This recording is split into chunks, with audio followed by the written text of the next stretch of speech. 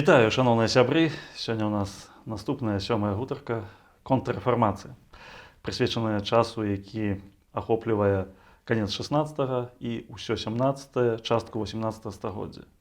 Это час, калі былі перамены ў духоўным жыцці нашага грамадства, якія, безумоўна, адбіліся на жыцці ва ўсіх сферах палітыцы, эканоміцы, культуры. Мы праглядзім сёння, як жа адбываліся гэтыя змены, чаму яны адбываліся, і якія вынікі прынесла нам вось гэта эпоха. Эпоха складаная, супярэчлівая. Адназначныя ацэнкі тут цяжка даць, але разам з тым агульныя тэндэнцыі яны відавочныя. Таму запрашаю вас у падарожжа ў эпоху контррэфармацыі. На пачатку хацеў бы акрэсліць той перыяд, які быў перад гэтым. Перад контррэфармацыяй была рэфармацыя. Рэфармацыя, як мы ўжо казалі, гэта час, калі сапраўды адбывалася вялікая змена, перамена ў поглядах на грамадства, на царкву, на палітыку, на культуру і на ролю Бібліі ў жыцці грамадства, ў жыцці царквы, ў жыцці асобнага чалавека. І вось гэтыя змены яны прынеслі, безумоўна, станоўчыя плады. Пра гэта мы гаварылі ў мінулы раз. Але відавочна было, што гэтыя змены яны не замацаваліся ці не зусім замацаваліся ў жыцці нашага грамадства. Рэч у тым, што ў рэфармацыі было шмат праціўнікаў. Больш дакладна тых людзей, тых сілаў, якія лічылі, што рэфармацыя гэта шлях згубны. Гэта шлях, які раней ці пазней прывядзе да вялікага расколу ў грамадстве і які пазней прывядзе да нейкіх катаклізмаў, патрасенняў і ўрэшце рэшт гібелі дзяржавы. Гэтыя людзі, якія назвалі сябе каталіцкімі рэфарматарамі, акрэслілі сябе як праціўнікі пратэстанцкай рэфармацыі, яны былі вельмі актыўныя ў нашым рэгіёне і ў Вялікім княстве літоўскім у прыватнасці. Пачалося ўсё ў 1546 годзе у Трыдэнце, далёка ад Беларусі. Там праходзіў Вялікі каталіцкі сабор. Ён ахопліваў даволі значны перыяд часу з 1546 до 1563 году. Вось за гэтыя амаль 17 гадоў была створана новая дактрына каталіцкай царквы, якая палягала на тым, каб эфектыўна змагацца з пратэстанцкай рэфармацыяй. Першым пунктам, які быў прыняты на гэтым саборы, это было тое, што рымскі папа з'яўляецца адзіным кіраўніком царквы. Адпаведна, з гэтым пунктам вынікала тое, што толькі рымскі папа можа прымаць канчатковыя рашэнні па жыцці царквы. Рух рэфармацыі ён абвяшчаўся еретычным. То бок яго абвясцілі фактычна такім антыцаркоўным. Таксама было вырашана, што біскупы, пробашчы, тыя людзі, якія шмат працуюць непасрэдна з вернікамі, яны павінны заставацца і жыць на сваёй тэрыторыі. Рэч у тым, што на той час у каталіцкай царкве была такая вялікая рухомасць служыцеляў, якія перамяшчаліся, якія вандравалі, але цяпер было прынята рашэнне, што якраз вось пастар ён павінен быць з паствай. Фактычна была такая вельмі сур'ёзнае абмежаванне на рух па парафіяльнай сістэме. Таксама вельмі моцна была засярожана ўвага на новай сістэме адукацыі. Стваралася прынцыпова новая сістэма адукацыі, і гэтым заняўся ордэн езуітаў, таварыства Ісуса, якія паставілі сабе за мэту стварыць сістэму адукацыі лепшай, чым у пратэстантаў. І прымаць туды, адукоўваць, працаваць з цэлымі пакаленнямі, якія павінны ўрэшце рэшт праз адукацыю атрымаць вось такі контррэфармацыйны погляд на свет, на жыццё, на грамадства. І ў гэтым сэнсе пачаў вялікі рух. Уводзіўся індэкс забароненых кнігаў. Рэч у тым, што паколькі вось рымскі папа з'яўляўся адзіным кіраўніком царквы, то менавіта ён вызначаў тыя кнігі, якія былі карысныя, і тыя кнігі, якія былі шкодныя. І такім чынам па ўсёй вось лацінскай, як мы сённяшняй мовай можам сказаць, Еўропе, уводзіўся вось гэты індэкс забароненых кнігаў. Цэлыя серыі пратэстанцкіх кнігаў патрапілі проста пад забарону. І таксама ўзмацнялася інквізіцыя. Вось такія рашэнні Трыдэнцкага сабору, яны былі прынятыя і яны пачалі актыўна ажыццяўляцца. Ужо ў 1569 годзе, у годзе заключэння Люблінскай уніі, на нашай зямлі з'явіліся езуіты першыя. Найперш яны заняліся адукацыяй. Сваёй мэтай яны паставілі стварэнне вышэйшай навучальнай установы. Гэту мэту яны дасягнулі. У 1579 годзе была створана езуіцкая акадэмія, Віленская езуіцкая акадэмія. Паколькі канцлерам Вялікае княства Літоўскае на той момант быў пратэстант Астафей Валовіч, некалькі гадоў яны не маглі пачаць навучанне, таму што ён адмаўляўся прыкладваць пячатку канцлерскую да рашэння, да прывілея на гэту вышэйшую навучальную установу. Але ўрэшце рэшт, канешне, адзін канцлер не мог ажыццявіць забарону і не было ніякай альтэрнатывы, у выніку чаго было прынята рашэнне, што акадэмія яна адкрываецца і фактычна з'яўляецца першая вышэйшая навучальная установа ў Вялікім княстве Літоўскім. Яна пачала з 2 факультэтаў, пазней разбудоўвалася, прымала ўсё больш і больш студэнтаў самых розных веравызнанняў і стварыла ў пэўным сэнсе эліту Вялікага княства Літоўскага. Адным з такіх першых яе рэктараў быў вядомы прапаведнік Пётр Скарга. Пётр Скарга – гэта чалавек, які стаяў на тым, што павінна весціся змаганне з рэфармацыяй і павінна быць пераможана рэфармацыя як еретычнае вучэнне. Ён быў адным з ідэолагаў Берасцейскай царкоўнай уніі, заключанай 6 кастрычніка 1596 году. Менавіта тады ў Берасці сабраліся праваслаўныя епіскапы Вялікага княства Літоўскага і каралеўства польскага, якія пагадзіліся прыняць зверхнасць папы рымскага і ўтварыць новую грэка-каталіцкую царкву. На пэўны час праваслаўная царква апынулася пад фактычнай забаронай. І гэта паспрыяла таму, што праваслаўныя і пратэстанты яны заключылі паміж сабой пэўны саюз, своеасаблівую унію. Было вырашана тое, што мы павінны змагацца за свабоду веравызнання. Мы, гэта маецца на ўвазе пратэстанты і праваслаўныя. Фактычна адначасова з саборам, які праходзіў у Берасці, быў таксама яшчэ створаны такі сінод, які праводзіў у сваім доме пратэстанцкі шляхціц Леў Маклак, які таксама прыняў рашэнне пра тое, што умовы Берасцейскай царкоўнай уніі яны скіраваны супраць рэфармацыі, супраць духу рэфармацыі і такім чынам парушаюць свабоду веравызнання. Фактычна умовы Берасцейскай царкоўнай уніі яны адкрылі шлях да ўмяшальніцтва дзяржавы ва ўнутраныя справы царквы. На той момант каралём польскім і вялікім князем літоўскім быў Жыгімон III Ваза. Гэты чалавек ён быў выхаваны ў духу контррэфармацыі. Хоць шмат гадоў ён пражыў у Швецыі, якая на той час ужо была пратэстанцкай краінай. Ён нават прэтэндаваў на шведскі трон. Але адразу, як толькі стаў вялікім князем літоўскім і каралём польскім, ён пачаў сваю контррэфармацыйную дзейнасць. Адным з першых ягоных указаў быў указ пра тое, што з 1588 году забараняліся служэнні пратэстанцкія ў Берасцейскім замку. А гэтыя служэнні яны вяліся яшчэ з 1553 году, калі ў Берасцейскім замку заснаваў пратэстанцкую супольнасць канцлер Мікалай Радзівіл Чорны. Фактычна, загадам караля былі забаронены.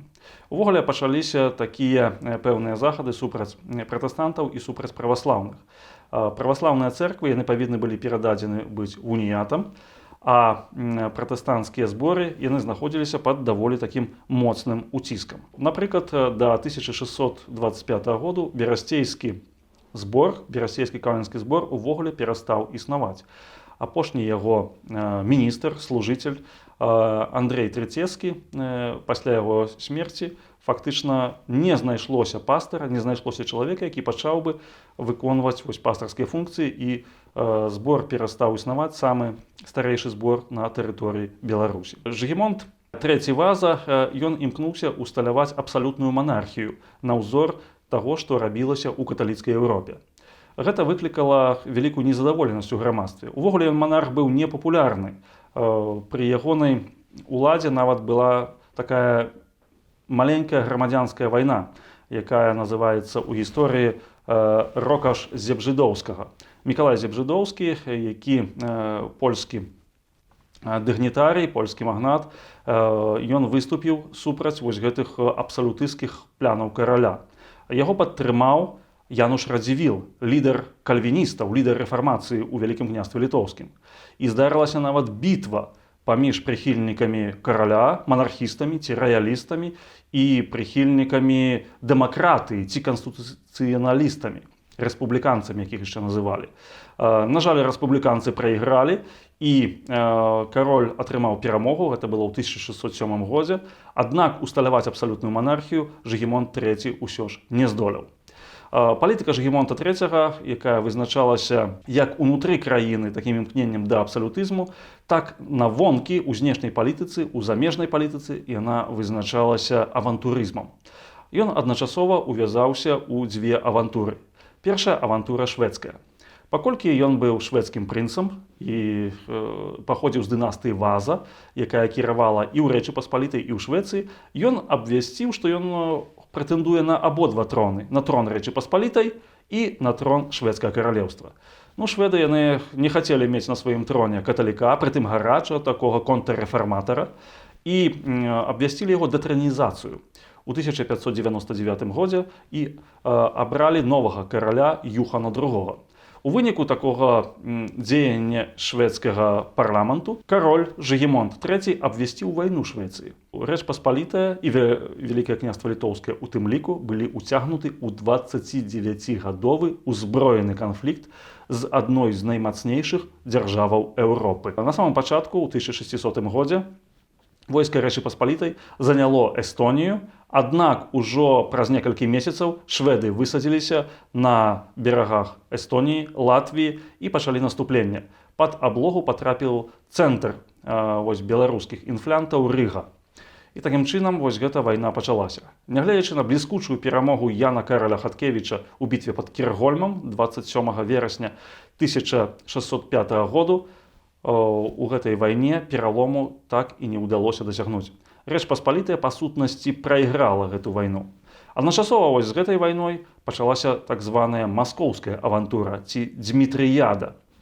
Жыгімонт III падтрымаў Ілжэдзмітрыя I, шляхціца са Шклова, які абвясціў сябе цудам уратаваным Дзмітрыем Іванавічам, сынам Івана Жахлівага. Насамрэч, Дзмітрый загінуў у Углічы ў 1591 годзе. Аднак гэта таямнічая смерць сына Івана Жахлівага, яна выклікала шматлікія чуткі пра тое, што ён цудам уратаваўся. І адзін з тых шляхціцаў, які паходзіў са Шклоўскага павета, Рыгор Атреп'еў, ён абвясціў сябе цудам уратаваным царом Расіі. Магнаты Вялікага княства Літоўскага і каралеўская ўлада фактычна яго падтрымалі. Далі яму грошы, войска, яго падтрымаў таксама сандамірскі ваявода Юрый Мнішак, які аддаў нават сваю дачку за яго замуж. І фактычна гэта войска яно пайшло наступленнем на маскоўскую дзяржаву. Што адбылося ў выніку? У выніку, пасля смерці Барыса Гадунова, нечаканай смерці, маскоўскі трон заняў Ілжэдзмітрый I. Пры дапамозе войскаў Вялікага княства Літоўскага і каралеўства польскага.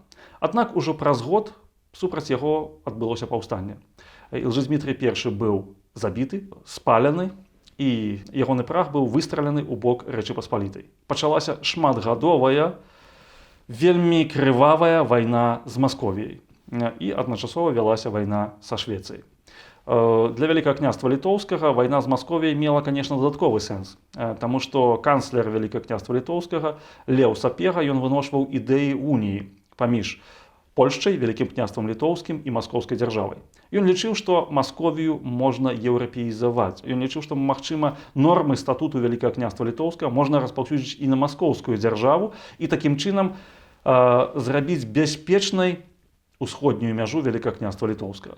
Гэта была такая ідэя, якая пазней выявіла сваю поўную ілюзорнасць. Леў Сапега лічыў, што як толькі у Масковіі будзе іншая дынастыя, як толькі у Масковіі пачнецца міжцарства такое, без гаспадарства, то можна будзе стварыць кааліцыйны ўрад, і маскоўская дзяржава пачне кіравацца тымі ж самымі нормамі, якімі кіравалася і рэфармаванае Вялікае княства Літоўскае. Гэтага не здарылася.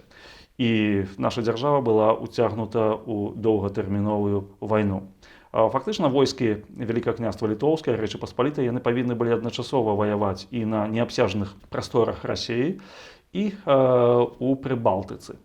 Ваяваць са Швецыяй і ваяваць з маскоўскай дзяржавай. Адной з мэтаў, канешне, быў Смаленск. Смаленская выправа, яна пачалася ў 1609 годзе і скончылася аблогай Смаленску, якая цягнулася 2 гады. У 1611 годзе Смаленск быў вызвалены. Вось гэта хіба што адзінае галоўнае дасягненне вяртання сабе Смаленску. Ва ўсім астатнім, нягледзячы на падтрымку Лжэдзьмітрыя I, а пазней Лжэдзьмітрыя II, які ваяваў супраць новага маскоўскага цара Васіля Шуйскага, нягледзячы на ўсё гэта, гэта скончылася даволі істотнай паразай. Хоць таксама нейкія шансы на поспех былі. Так, напрыклад, у 1610 годзе маскоўскі князь Васіль Шуйскі ён патрапіў у палон нават да войскаў Рэчы Паспалітай. У Маскве сапраўды ўтварылася кааліцыйная ўлада, так званая сямібаяршчына. Кіраваў ужо не цар, а 7 абраных баяраў. І гэтыя вось 7 абраных баяраў абралі сабе за цара каралевіча Уладзіслава, сына Жыгімонта III Вазы. Аднак Жыгімонт III хацеў сам цараваць у маскоўскай дзяржаве і не адпусціў Уладзіслава на цараванне. У выніку чаго адбылося паўстанне чарговае на чале з Мініным і Пажарскім. Войска Рэчы Паспалітай было вымушана адступаць з Масквы ў 1612 годзе, а ў 1613 годзе Маскоўскі земскі сабор выбраў сабе новага цара Міхаіла Раманова. Заснавалася новая дынастыя, якая мела вялікую варожасць да Рэчы Паспалітай. Адначасова унутры нашай краіны адбывалася вельмі сур'ёзны наступ на рэфармацыю. Так, у 1611 годзе адбыўся напад на Віленскі кальвінскі збор. Гэта галоўны кафедральны храм усёй пратэстанцкай царквы Вялікага княства Літоўскага. Падчас набажэнства вялізны натоўп падбухтораных езуітамі, найбольш верагодна, мяшчанаў, студэнтаў Віленскай езуіцкай акадэміі, рознага роду людзей. Яны ўварваліся ў храм, збілі вернікаў, знішчылі архіў і бібліятэку. Гэта было першы такі у Рэчы Паспалітай, ва ўсёй Рэчы Паспалітай, напад на галоўны пратэстанцкі храм, які прывёў да такіх трагічных наступстваў. Ёсць звесткі, што некаторыя вернікі пасля пабояў яны ўжо не выжылі, памерлі.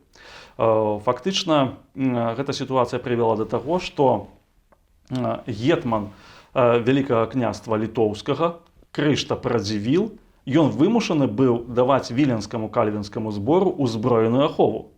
Даходзіла да таго, што на ганку храма паставілі 2 гарматы, пры якіх была артылерыйская абслуга і якія ў выпадку новага нападу яны павінны былі ўзброеным шляхам адбіваць гэты напад. Фактычна гэта сведчыць пра тое, што закон ужо перастаў дзейнічаць, што сапраўды для адных закон быў адзін, для іншых іншы. І дзякуючы толькі таму, што сапраўды існавалі яшчэ пэўныя палітычныя свабоды, вось такім узброеным шляхам можна было абараніць галоўны храм пратэстантаў Вялікага княства Літоўскага. Аднак выявілася, што гэта ненадоўга. У 1640 годзе адбыўся другі напад на збор, і гарадскія ўлады пастанавілі вынесці храм за межы гораду, што ў цэнтры гораду, а ён сапраўды віленскі кальвінскі збор быў у цэнтры Вільні, што пратэстанцкі храм не можа быць у цэнтры Вільні. Канчаткова будынак храму быў знішчаны ў 1682 годзе. Гэта, канешне, мы бачым толькі такіх некалькі ілюстрацыяў, якія паказвалі, што унутрырэлігійны мір у Вялікім княстве Літоўскім быў парушаны, быў знішчаны, і вінавата ў гэтым была дзяржаўная ўлада. У 1632 годзе Жыгімонт III памірае. На трон заходзіць ягоны сын, быў абраны ягоны сын, Уладзіслаў IV Ваза. Уладзіслаў IV Ваза, ён быў чалавекам мудрэйшым за свайго бацьку. Першае, што ён зрабіў, гэта ў 1632 годзе ён дазволіў праваслаўную царкву. Ён легалізаваў праваслаўную царкву. Да гэтага часу праваслаўная царква з 1596 да 1632 году яна была проста нелегальнай. Ён легалізаваў праваслаўную царкву, дазволіў стварыць беларускую епархію і гэтым чынам зняў пэўнае рэлігійнае напружанне ў грамадстве. Аднак адразу пасля яго інтранізацыі пачалася вайна з Масквой. Маскоўскі цар, новы маскоўскі цар, першы цар Міхаіл Фёдаравіч, ён пачаў вайну за тое, каб вярнуць Смаленск Маскве, захапіць Смаленск і прымусіць Уладзіслава адмовіцца ад маскоўскага трону. Нагадаю, што мы памятаем яшчэ ў 1610 годзе Уладзіслаў IV быў абраны, законна абраны на маскоўскі трон, і ён ад гэтага тытулу не адмовіўся. Вялізнае маскоўскае войска падышло да Смаленску. Пачалася аблога Смаленску. На чале яго стаяў Міхаіл Шэйн, адзін з тых ваяводаў, якія баранілі Смаленск яшчэ у час аблогі 1609-1611 гадоў. Відавочна, што асобная вось гэта смаленская крэпасць яна не магла ўтрымацца без дапамогі ўсёй дзяржавы. У 1633 годзе Уладзіслаў IV збірае вялікае войска і ідзе на дапамогу Смаленску. У гэтай кампаніі праславіўся такі чалавек, які стане знакамітым у бліжэйшай будучыні, стане вялікім гетманам літоўскім, князь Януш Радзівіл. Ён быў сынам Крыштапа Радзівіла, які на той момант быў вялікім гетманам літоўскім. І вось два радзівілы пратэстанты, яны праславіліся ў гэтай вайне. Вынік гэтай вайны быў вельмі паспяховым для Вялікага княства Літоўскага і Рэчы Паспалітай. Каралеўскае войска акружыла маскавітаў і прымусіла іх капітуляваць. Вялікае 30-тысячнае маскоўскае войска здалося ў палон. Быў вызвалены Смаленск, былі адбітыя напады ад іншых гарадоў. Аднак, каб спыніць гэту вайну, таму што вайна магла ператварыцца ў доўгатэрміновую, Уладзіслаў IV адмовіўся за пэўную суму залатых рублёў ад тытулу маскоўскага цара. І такім чынам на маскоўскіх межах усталявалася адноснае замірэнне. Рэч Паспалітая уступіла, у прынцыпе, у час такога, як кажуць, залатога дзесяцігоддзя. Залатое дзесяцігоддзе гэта 1638-1648 год, калі сапраўды межы дзяржавы яны распаўсюджваліся ад Балтыйскага мора да Чорнага, калі Рэч Паспалітая была магутнай дзяржавай, якая адбіла напад турак. У 1621 годзе гетман Ян Караль Хаткевіч разграміў турэцкае войска пад Хоцінам і зняў турэцкую пагрозу. І вось залатыя шляхецкія вольнасці, вось гэтая сіла і веліч рэспублікі, самай вялікай дэмакратыі ў свеце тагачасным, яны былі яўлены перад усім светам. Аднак гэта працягвалася толькі 10 гадоў. Толькі вонкава здавалася, што Рэч Паспалітая моцная. Унутры раз'ядалі унутраныя супярэчнасці, якія праз 10 гадоў ужо праявіліся.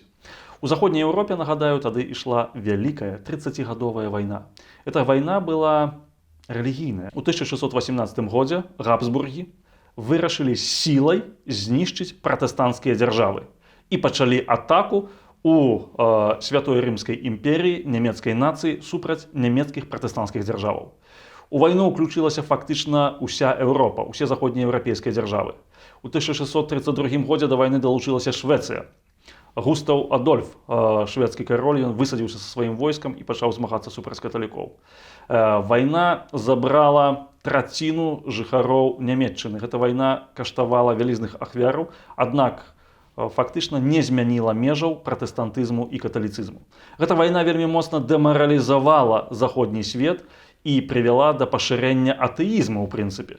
Таму што заходнееўрапейскія інтэлектуалы пачалі лічыць, што ў прынцыпе рэлігійнае пытанне не павінна быць такім важным, каб за яго праліваць кроў мільёнаў людзей. Аднак гэта было падманлівай тэорыяй, якая пазней прывяла да нараджэння такой новай рэфармацыі без Бога, асветніцтва. 1638 год Рэч Паспалітая перажывае свой залаты час. У гэтым часе адбываецца паступовае скарачэнне колькасці праваслаўных цэркваў і паступовае скарачэнне колькасці пратэстанцкіх цэркваў. Вось, напрыклад, статыстыка па пратэстантах. З 1596 до 1654 году колькасць пратэстанцкіх цэркваў знізілася з 187 да 48. Гэта была ў некалькі разоў вельмі значнае зніжэнне колькасці пратэстанцкіх цэркваў. І такім чынам адбывалася вялікая канфесійная перамена. Таксама вельмі шмат шляхецкіх сем'яў яны пераходзілі з пратэстантызму ў каталіцызм. Так, за першую палову 17 стагоддзя колькасць пратэстанцкіх сем'яў зменшылася ў 3 разы. Калі гэта ў канцы 16 стагоддзя большасць сем'яў яны так ці інакш мелі адносіны да пратэстантызму, то ўжо ў сярэдзіне 17 стагоддзя яны ўжо былі меншасцю. Ну і фактычна гэта адкрыла такі перыяд, калі каталіцызм ён пачаў не проста карыстацца дзяржаўнай падтрымкай, а калі дзяржаўныя ўлады пачалі самі выкарыстоўваць каталіцызм як зброю супраць іншых канфесіяў, што прывяло да трагедыі. І трагедыі доўга чакаць не давялося. Ужо ў 1648 годзе ва ўкраіне пачалося паўстанне пад кіраўніцтвам Зіновія Богдана Хмельніцкага, які абвясціў сябе абаронцам праваслаўя і абаронцам казацкіх вольнасцяў. Ён абвясціў, што ён падтрымлівае караля і палітыку караля супраць магнатаў. Ён абвясціў пра тое, што гэта паўстанне яно будзе ісці за стварэнне самастойнай дзяржавы, гетманскай дзяржавы.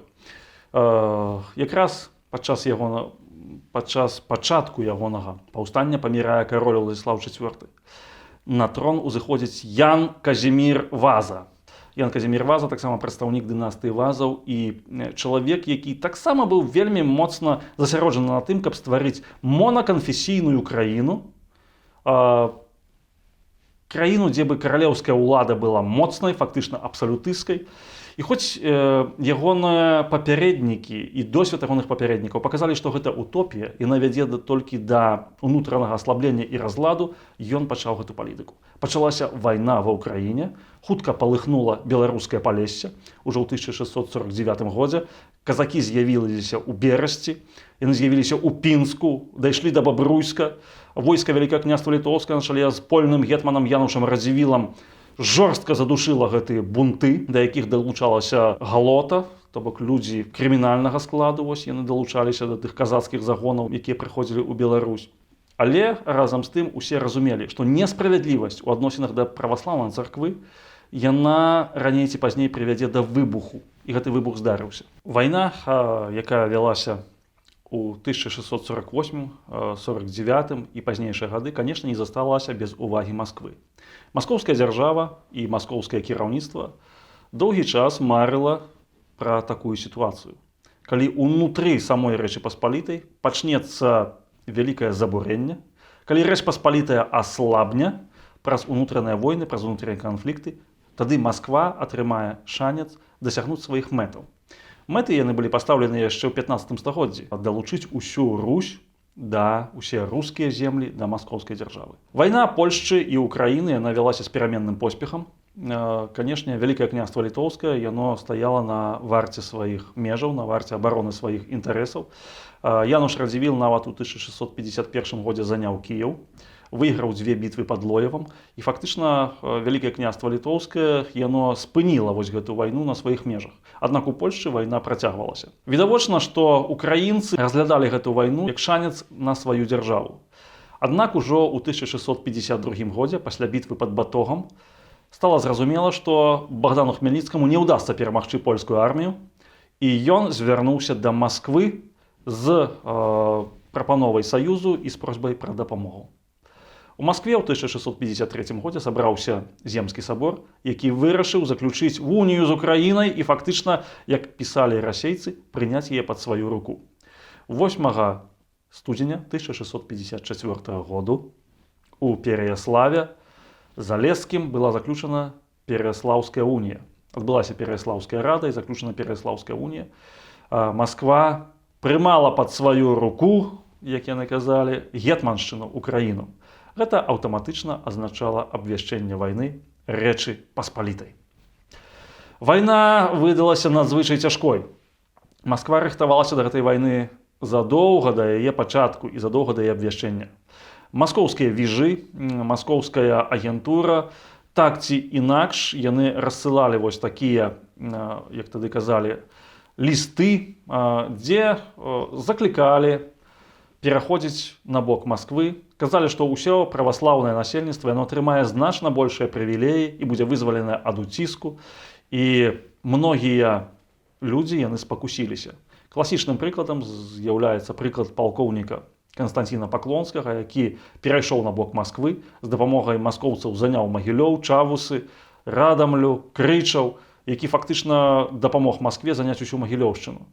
На Віцебшчыне, на Полаччыне многія гарады проста пераходзілі на бок Масквы. Да таго ўсяго ж Масква дзейнічала не толькі пернікам, але і мячом. Мсціслаў, які адмовіўся здавацца на царскае імя, быў выразаны цалкам, выразаны да звання. 15 тысячаў жыхароў гораду былі вынішчаны войскамі Трубецкога. Гэта ўвайшло ў гісторыю як Трубецкая разня. Такім чынам, Масква за 2 гады яна заняла фактычна ўсё Вялікае княства Літоўскае. Войска Януша Радзівіла было ў 10 разоў меншае за маскоўскае. Фактычна, Вялікае княства Літоўскае не атрымала ніякай дапамогі ці мінімальную дапамогу ад Польшчы. І ў гэтых умовах, разумеючы ўсю складанасць сітуацыі, Януш Радзівіл і Багуслаў Радзівіл прымаюць рашэнне, што патрэбна саюзнік, каб выжыць, патрэбны саюзнік, каб адваяваць землі, занятыя Масковіяй. Гэтым саюзнікам была пратэстанцкая Швецыя. У кастрычніку 1655 году была заключана Кейданская унія паміж Вялікім княствам Літоўскім і Шведскім каралеўствам. Вялікае княства Літоўскае і Шведскае каралеўства яны уступалі ў персанальную унію. Шведскі кароль абвяшчаўся адначасова вялікім князем літоўскім, і шведскае войска і войска ліцвінскае павінна было вызваліць тэрыторыю Вялікае княства Літоўскае ад маскавітаў. Нагадаю, што на той момант маскавіты занялі ўжо Вільню. Яны занялі Вільню, яны разбурылі крыпту, усыпальніцу вялікіх князёў літоўскіх. Фактычна стаяла пытанне пра існаванне ці смерць нашай старажытнай дзяржавы. Аднак вось эта Кейданская унія яна не прынесла таго выніку, на які спадзяваўся Януш і Багуслаў Радзівіл. Рэч у тым, што контррэфармацыйныя настроі ў грамадстве былі ўжо вельмі моцныя. Адбылося тое, што адбылося. Януш Радзівіл ён раптоўна, нечакана памёр 31 снежня 1655 году. Яму было толькі 43 гады. Багуслаў Радзівіл вымушаны быў пераехаць у Прусію, яго фактычна выгналі ў Прусію. Шведы занялі ўсю Польшчу, але не хацелі ваяваць з Масковіяй. І ў самім Вялікім княстве Літоўскім пачалося паўстанне супраць палітыкі Радзівілаў. Тыя людзі, якія былі прыхільнікі уніі са Швецыяй, пачалі змагацца з тымі людзьмі, з тымі элітамі, якія былі прыхільнікамі уніі з Польшчай. Фактычна пачалася грамадзянская вайна плюс да вайны замежнай, з замежным праціўнікам. Што атрымалася ў выніку? У выніку вайна цягнулася 13 гадоў. Насельніцтва Вялікае княства Літоўскае скарацілася на 52%. Кожны другі загінуў у гэтай вайне ці быў вывезены ў Масковію. Вывозілі вялікі палон, так што фактычна гарады заставаліся без рамеснікаў. Гарады на ўсходнім абшары Беларусі страцілі до 70% свайго насельніцтва. Гэта была руіна. І ў нашу гісторыю гэты перыяд увайшоў як крывавы патоп. Толькі ў 1660 годзе пачалася масавая партызанская вайна супраць маскоўскіх захопнікаў. Маскоўцы называлі партызанаў беларускага краю шышы. Вось гэтыя шышы, якія ўтваралі партызанскія атрады ў лясах, якія стваралі цэлыя вялізныя партызанскія абшары, яны абвясцілі вайну маскоўскім гарнізонам. У 1661 годзе самастойна вызваліўся Магілёў. У Магілёве было паўстанне супраць маскавітаў, і за адзін дзень, 1 лютага 1661 году, была вызвалена фактычна сталіца ўсяго Прыдняпроўя, горад Магілёў. Самі людзі, як бы прачнуўшыся, пасля гэтай крывавай бойні, пасля таго, як уся краіна была акупавана, пачалі змагацца. Войскі Рэчы Паспалітай, якія надыходзілі з захаду, яны дапамагалі партызанскім аддзелам, і ў 1661-62 годах фактычна большасць тэрыторыі Беларусі была вызвалена ад маскоўскіх захопнікаў. У 1667 годзе было заключана перамір'е, ці замірэнне, андросаўскае замірэнне. Гэта замірэнне яно было даволі цяжкім для Рэчы Паспалітай. Масква фактычна атрымала ўплыў на ўсю праваслаўную частку насельніцтва. Масква атрымала Кіеў, Масква атрымала Смаленск і фактычна атрымала пэўную магчымасць умешвацца ва ўнутраныя справы дзяржавы. Здавалася б, гэта сітуацыя павінна была нечаму навучыць эліты нашага краю. Аднак так не здарылася. Яшчэ падчас гэтай вайны ў 1658 годзе з Рэчы Паспалітай былі выгнаныя ўсе антытрынітарыі. Антытрынітарызм быў абвешчаны вялікай ерассю, і фактычна усе яны былі выгнаны з Рэчы Паспалітай. У 1668 годзе, адразу пасля заканчэння вайны, на наступны год была прынята шэраг такіх антыпратэстанцкіх законаў. Быў закон прыняты, які забараняў пераходзіць з каталіцызма ў іншую канфесію. Фактычна была накладзена поўная забарона. У пачатку 18 стагоддзя было забаронена ўвогуле праводзіць публічныя пратэстанцкія набажэнствы. Іх можна было праводзіць толькі ў храмах. Здавалася б, нейкія ўрокі павінны была мець дзяржава і эліты пасля гэтай крывавай вайны, крывавага патопу. Але мы бачым, што сітуацыя не мянялася, сітуацыя ўнутрыканфесійна не змянялася. Гэта прывяло да найвялікшага ў нашай краіне уцёкаў мазгоў, сённяшняй мовай кажучы. Інтэлектуалы, найлепшыя прадстаўнікі інтэлектуальнай эліты Вялікага княства Літоўскага павінны былі хавацца за мяжой. Пачынаючы ад Казіміра Семяновіча, які стварыў сваю мадэль шматступеневай ракеты ў Галандыі, заканчваючы Іллём Капіевічам, які з'яўляецца аўтарам гражданкі, славянскага шрыфту, якім мы цяпер карыстаемся, які таксама вымушаны быў доўгі час быць на захадзе Еўропы. Частка людзей яна была вывезена ў Масковію, такія як Сімеон Полацкі, Самуіл Пятроўскі-Сетніяновіч, які заснаваў першую ў Расіі славяна-грэка-лацінскую акадэмію, дзе вучыўся Ламаносаў, і дзе стварылася першая ў Расіі школа перакладчыкаў з лацінскай мовы. І на захадзе, і на ўсходзе апынуліся беларускія інтэлектуалы, лепшыя інтэлектуальныя сілы. Былі вывезеныя друкарні шматлікія. Так, напрыклад, Куцеінская друкарня, яна была вывезена і стала друкарняй маскоўскага патрыярхату. Патрыярх Нікан друкаваў усе свае знакамітыя кнігі, знакамітыя працы на варштатах друкарскіх, якія былі вывезены з-пад Воршы, з-пад Куцейна. І ў гэтым сэнсе, канешне, наша краіна вельмі шмат што губляла, а суседнія краіны набывалі за кошт таго, што ўнутры рэлігійнага міру ў нашай краіне не было. Ужо ў канцы 17 стагоддзя Сойм стаў на 100% каталіцкім. Была фактычна ускладзена такая забарона на дзейнасць прадстаўнікоў іншых канфесіяў у палітыцы. Гэта прывяло, канешне, да шматлікіх страшных і згубных наступстваў. Праз такія моманты, пэўныя моманты славы у канцы 17 стагоддзя, калі войска Рэчы Паспалітай у 1683 годзе яно вызваліла Вену ад турак. Пасля смерці караля Яна Сабескага пачалася дэградацыя. Пачалася барацьба магнацкіх груповак. Сапегі ваявалі з вішнявецкімі і радзівіламі, пацы ваявалі з сапегамі. Фактычна пачалася бесперапынная ўнутрыпалітычная барацьба. Барацьба за тое, хто авалодае Вялікім княствам Літоўскім. Хто авалодае дзяржаўнай уладай. Хоць сама дзяржаўная ўлада была вельмі слабая. Так, напрыклад, адзін толькі радзівіл мог выставіць войска большае, чым усё Вялікае княства Літоўскае.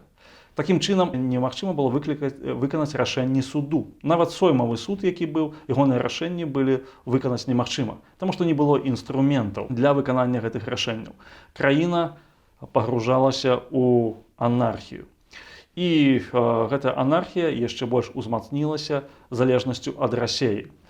Найбольш гэтая залежнасць праявілася ў час паўночнай вайны, ці Вялікай паўночнай вайны, якая вялася з 1700 до 1721 году. Вялікая паўночная вайна – гэта вайна Рэчы Паспалітай, Даніі і Расіі супраць Швецыі.